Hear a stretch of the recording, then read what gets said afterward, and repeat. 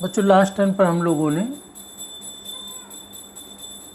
Health and diseases के बारे में पढ़ा, ह्यूमन हेल्थ एंड डिसीजेस, वो चैप्टर पढ़ रहे थे। और उसी के अंतर्गत हम लोगों ने विभिन्न प्रकार के जो रोग होते हैं मनुष्यों में, उन सब के बारे में पढ़ा था। और उसी के पश्चात उसमें स्टार्ट किया था कि जो ड्रग्स और अल्कोहल, इनके जो उपयोग किए जाते हैं, इन सभी का मनुष्य के शरीर पर क्या प्रभाव पड़ता है, इसको हम लोगों ने पढ़ा था। तो जो नशीले पदार्थ होते हैं, अल्कोहल वगैरह होते, ये मैंने बताया कि सब जो नशीले पदार्थ हैं ये सब मेडिसिन है, दवाइयाँ हैं। लेकिन इसका ज़्यादा मात्रा में इस्तेमाल किया जाए तो वो नशा है, और एक लिमिट में किया जाए तो वो मेडिसिन है, दवा का काम करती है। तो उसी में अल्कोहल और ड्रग्स के अंतर्गत आज उसी में आगे पढ़ते हैं कि harmful effect causes bye alcohol and drugs. Alcohol और ड्रग्स के जो हार्मफुल इफेक्ट होते हैं, हानिकारक प्रभाव होते हैं, वो क्या होते हैं, उनको डिस्कस करते हैं। तो जो अल्कोहल और ड्रग्स के क्या यूज़ जो करते हैं, तो उनके हार्मफुल क्या प्रभाव, जो आदमी ड्रग्स या अल्कोहल होता है वो बहुत ही आक्रामक हो जाता है। आक्रामक होने से वायलेंस मतलब लड़ाई झगड़ा करने लगता है,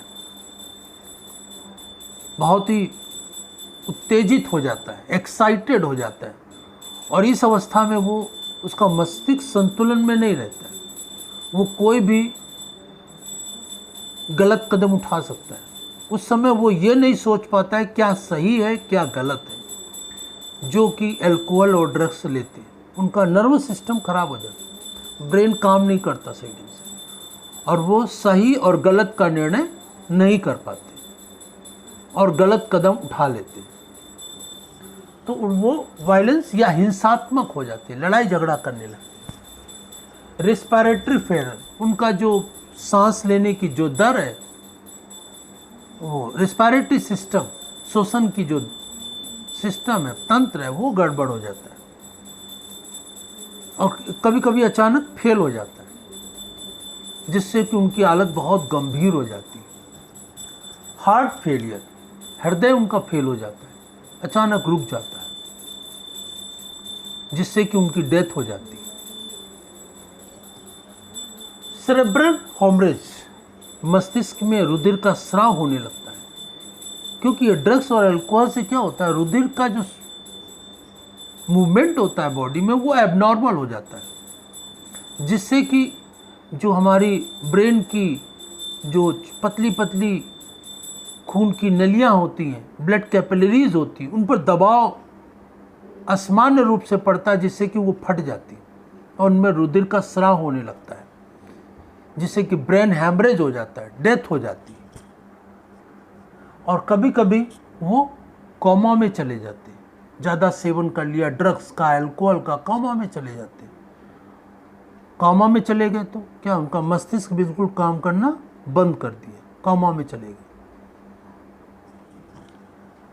उनको जो दवाइयों को, ड्रग्स को इंजेक्शन के द्वारा लेते हैं, तो किसी दूसरे व्यक्ति का जिसको कोई बीमारी है, एड्स है, और उसका इंजेक्शन खुद इस्तेमाल कर लिया तो उसको एड्स भी हो जाता है।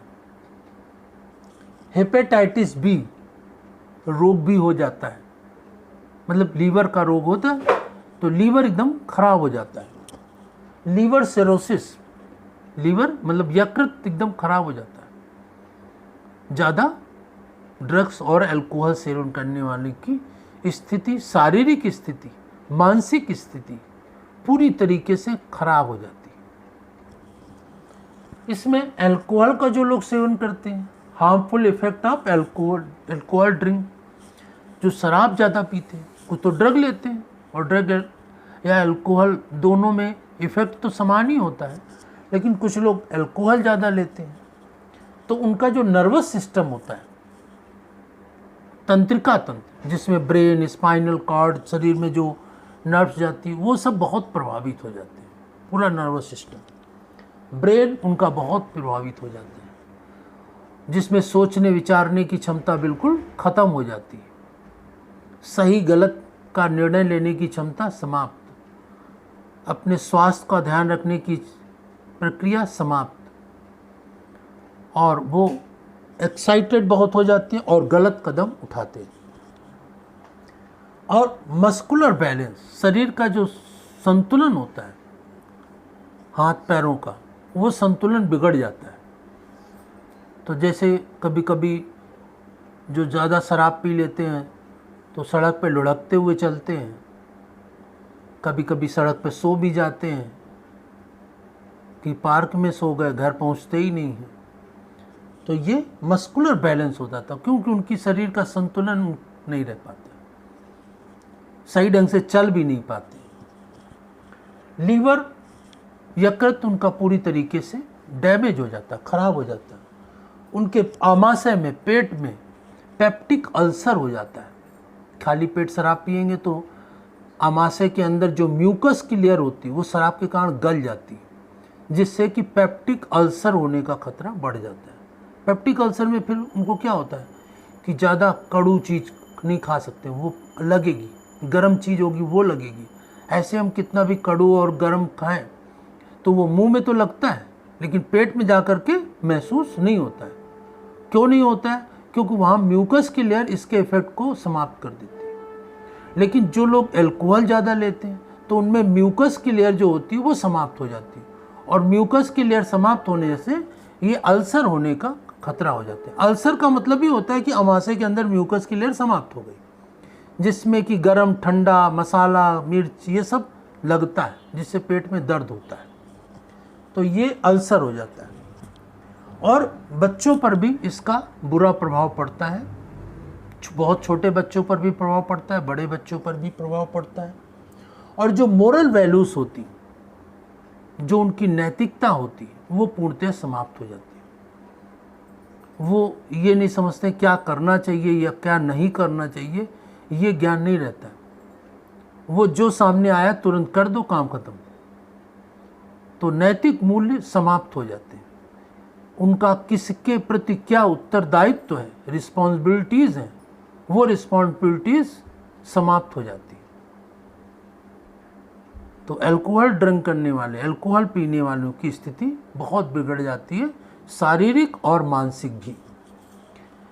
अल्कोहल एंड ड्राइविंग, जो शराब पी के गाड़ी चलाते हैं वो बहुत ही खतरनाक होता है। ज़्यादातर रोडों पर एक्सीडेंट होते हैं, और वो एक्सीडेंट बहुत ज़्यादा शराब पीने वालों के ही होते हैं, कि जो शराब पी के गाड़ी चलाते हैं उनको ये आइडिया नहीं रहता कि कहाँ से हमारी गाड़ी निकल सकती, कहाँ से नहीं निकल सकती, क्योंकि ये आइडिया नहीं रहता। क्योंकि आंखों को सही ढंग से समझ में नहीं आता, ज़्यादा शराब पी ले, दिमाग भी सही ढंग से काम नहीं करता, आंखें भी सही ढंग से काम नहीं, सोचने विचारने की क्षमता समाप्त हो गई। तो क्या होता है, शराब पी के गाड़ी चलाते हैं तो आइडिया नहीं होता कि कहाँ से निकल जाए, कहाँ निकल जाएगा, तो वो किसी भी तरह लापरवाही में बहुत गाड़ी चलाते हैं।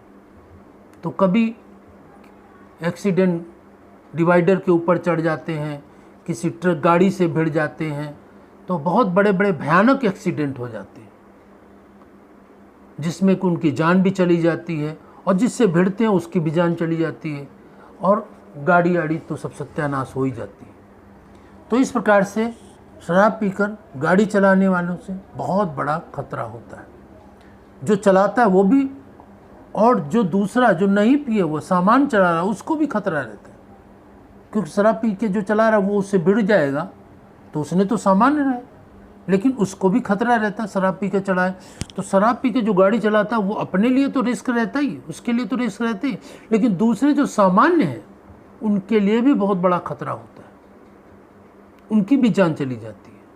तो इस प्रकार से शराब पी करके ड्राइविंग करने वाले बहुत ही रिस्क होता है उनके लिए भी, और सामान्य दूसरे लोगों के लिए भी उनकी जान पर बनाती है, जान चली जाती है। तो इस प्रकार से अल्कोहल और ड्रिंक करने वालों से क्या क्या प्रभाव होते हैं, शारीरिक, मानसिक और नैतिक, सामाजिक, और इससे जो मोरल वैल्यू हो तो समझ जाते हो, और घर की अर्थव्यवस्था भी खराब हो जाती है।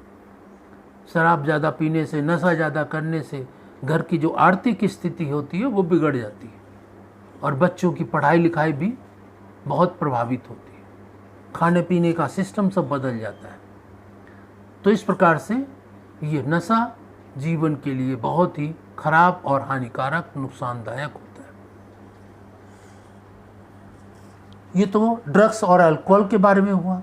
अब उसी के आगे हम लोग पढ़ते हैं कुछ जो नशीली दवाएं होती हैं, ड्रग्स होते हैं जिनका लोग नशा करते हैं, उनके बारे में कुछ पढ़ना। तो उनमें से आज एक हम पढ़ते हैं ड्रग्स ओपियाइड्स, OPIOIDS। हिंदी में लिखेंगे तब भी यही रहेगा, नाम यही रहेगा, ओपियाइड्स, ड्रग ओपियाइड्स। ठीक है ना। ये ओपियाइड्स ड्रग जो होता है वो किससे प्राप्त होता है? अफीम से प्राप्त होता है। अफीम एक पौधा है, पौधे, अफीम का पौधा होता है, उसी से ये प्राप्त किया जाता है।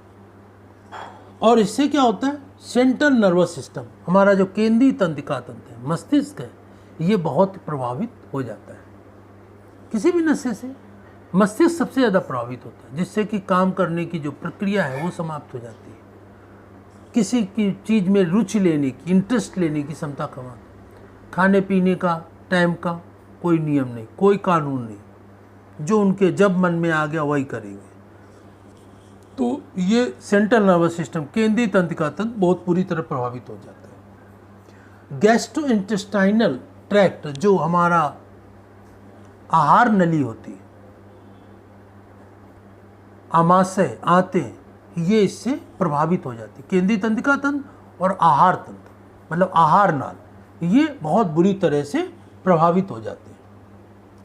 और जो ये ओपियाइड्स होता है, ये जो हमारे नर्वस सिस्टम होता है, और मतलब मस्तिष्क है, स्पाइनल कॉर्ड है, और जो एलिमेंट्री कैनाल है, आहार नाल है, उस सबसे ओपियाइड रिसेप्टर के रूप में वहाँ पर ग्राही से बंध जाता है। और इससे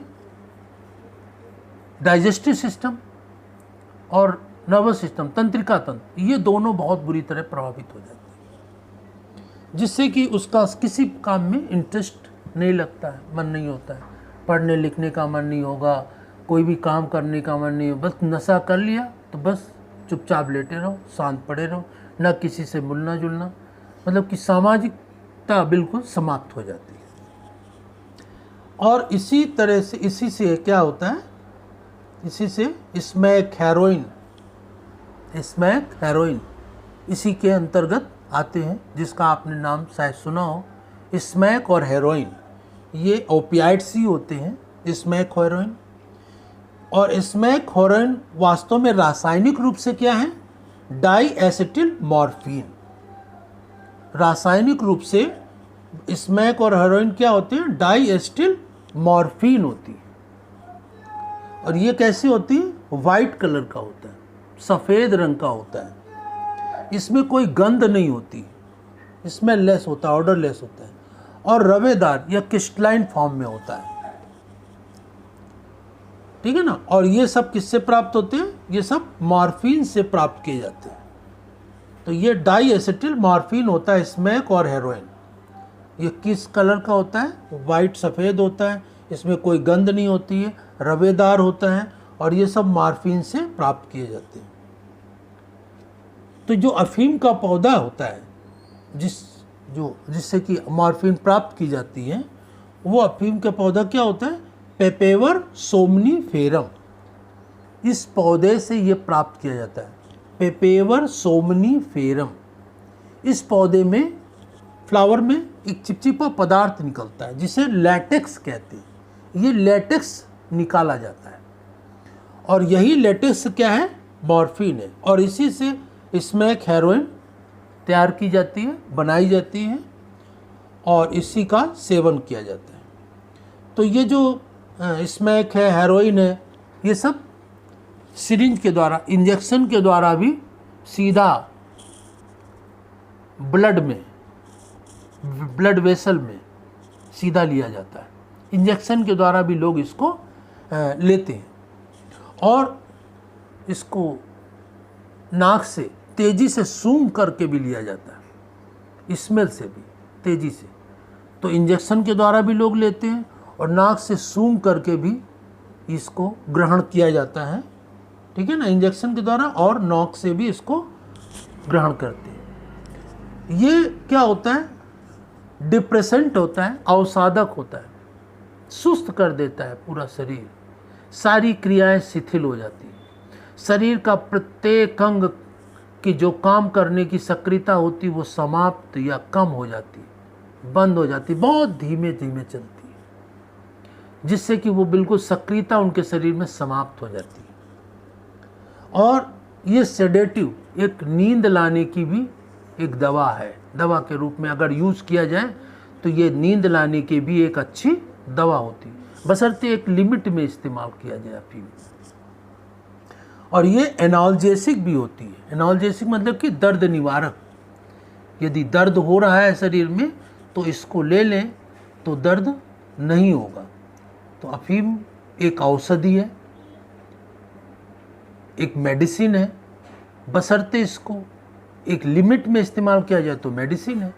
अनलिमिटेड और अलग अलग रूपों में अलग अलग तरीके से इस्तेमाल किया जाएगा, इंजेक्शन के द्वारा, नाक से सूंघ करके, स्मैक के रूप में, हेरोइन के रूप में, तो ये फिर नशा है और बहुत ज़्यादा मात्रा में लिया जाएगा।